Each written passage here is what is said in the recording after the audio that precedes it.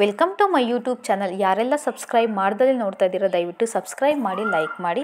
ಇವತ್ತು ನಾನು ವಾಂಗಿಬಾತ್ನ ಮಾಡಿದ್ದೆ. ವಾಂಗಿಬಾತಲ್ಲಿ ಏನು ಸ್ಪೆಷಲ್ ಇಲ್ಲ, ಆದರೆ ಇವತ್ತು ನಾನು ಕುಕ್ಕರಲ್ಲಿ ವಾಂಗಿಬಾತ್ನ ಮಾಡಿದ್ದೆ. ನಾನು ಹೇಗೆ ಕುಕ್ಕರಲ್ಲಿ ವಾಂಗಿಬಾತ್ ಮಾಡಿದ್ದೆ ಅಂತ ತೋರಿಸ್ತೀನಿ ಬನ್ನಿ. ಮೊದಲನೇದಾಗಿ ಒಂದು ಕುಕ್ಕರ್ನ ತೊಗೊಂಡಿದ್ದೀನಿ. ಅದಕ್ಕೆ ಸ್ವಲ್ಪ ಆಯಿಲ್ ಹಾಕ್ಕೊಂಡು ಅದು ಬಿಸಿ ಆದಮೇಲೆ ಸಾಸಿವೆ, ಚಕ್ಕೆ, ಲವಂಗ, ಏಲಕ್ಕಿನ ಹಾಕ್ಕೊಂಡಿದ್ದೀನಿ.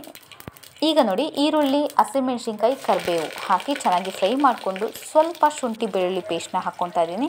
ಖಾರ ನೀವು ಜಾಸ್ತಿ ತಿಂತೀನಿ ಅನ್ನಂಗಿದ್ರೆ ಸ್ವಲ್ಪ 2-3 ಹಸಿಮೆಣ್ಸಿನ್ಕಾಯಿನ ಜಾಸ್ತಿ ಹಾಕ್ಕೊಳ್ಳಿ. ಈಗ ನೋಡಿ, ಈರುಳ್ಳಿ ಕೂಡ ಚೆನ್ನಾಗಿ ಫ್ರೈ ಆದಮೇಲೆ ನಾನು ಟೊಮೊಟೊನ ಹಾಕ್ಕೊತಾ ಇದ್ದೀನಿ. ಟೊಮೊಟೊ ಕೂಡ ಚೆನ್ನಾಗಿ ಫ್ರೈ ಮಾಡ್ಕೋಬೇಕು. ಟೊಮೊಟೊ ಫ್ರೈ ಆದಮೇಲೆ ಬಟಾಣಿನ ಸೇರಿಸ್ಕೊತಾ ಇದ್ದೀನಿ ನಾನು. ಬಟಾಣಿ ಕೂಡ ಎಣ್ಣೆಯಲ್ಲಿ ಚೆನ್ನಾಗಿ ಫ್ರೈ ಆದಮೇಲೆ ಕಟ್ ಮಾಡಿ ಎತ್ತಿಟ್ಕೊಂಡಿರುವಂಥ ಬದನೆಕಾಯಿ ಸೇರಿಸ್ಕೋಬೇಕು.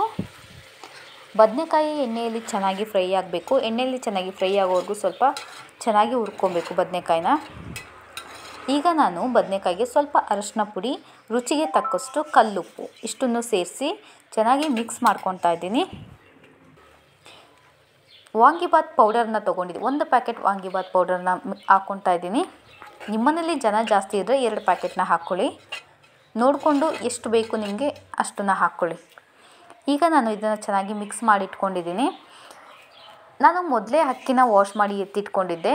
ಈಗ ಅಕ್ಕಿನ ಸೇರಿಸ್ಕೊತಾ ಇದ್ದೀನಿ. ಅಕ್ಕಿ ಹಾಕಿ ಚೆನ್ನಾಗಿ ಒಂದು ಮಿಕ್ಸ್ ಕೊಡಬೇಕು. ಚೆನ್ನಾಗಿ ಮಿಕ್ಸ್ ಆದಮೇಲೆ ನೀರು ಎಷ್ಟು ನಾವು ಅಕ್ಕಿನ ತೊಗೊಂಡಿದ್ದೀವಿ ಆ ಪ್ರಮಾಣ ನೋಡಿಕೊಂಡು ನೀರನ್ನ ಸೇರಿಸ್ಕೊಳ್ಳಿ. ನಾನಿಲ್ಲಿ ಅಕ್ಕಿ ಅಳತೆ ಮತ್ತು ನೀರಿನ ಅಳತೆ ಹೇಳಿಲ್ಲ. ನಿಮ್ಮ ಮನೇಲಿ ಜನ ಎಷ್ಟಿದ್ದಾರೆ ಅಷ್ಟು ನೋಡಿ ನೀವು ನೀರು ಮತ್ತು ಅಕ್ಕಿನ ಹಾಕ್ಕೊಳ್ಳಿ. ಈಗ ಕೊನೆಯದಾಗಿ ನಾನು ಕೊತ್ತಂಬರಿ ಸೊಪ್ಪನ್ನ ಸೇರಿಸ್ತಿದ್ದೀನಿ. ಕೊತ್ತಂಬರಿ ಸೊಪ್ಪು ಬೇಡ ಅಂದರೆ ಕಸೂರಿ ಮೇಥಿನ ಕೂಡ ಸೇರಿಸ್ಬೋದು. ಈಗ ನಾನು ಕುಕ್ಕರ್ ಲಿಡ್ನ ಕ್ಲೋಸ್ ಮಾಡಿ 1 ಅಥವಾ 2 ವಿಜಿಲ್ನ ಹಾಕಿಸ್ಕೊತೀನಿ. ನಾನು 2 ವಿಜಿಲ್ನ ಹಾಕಿಸಿದ್ದೆ. ಈಗ ಕುಕ್ಕರ್ ಲಿಡ್ನ ಓಪನ್ ಮಾಡಿದ್ದೀನಿ. ವಾಂಗಿಬಾತ್ ರೆಡಿ ಆಗಿದೆ. Thank you for watching.